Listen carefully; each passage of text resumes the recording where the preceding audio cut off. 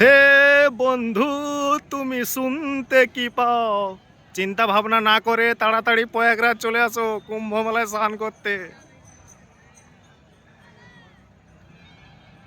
আমি এবার ঘরে ভিডিও কল দিয়ে লাগাই।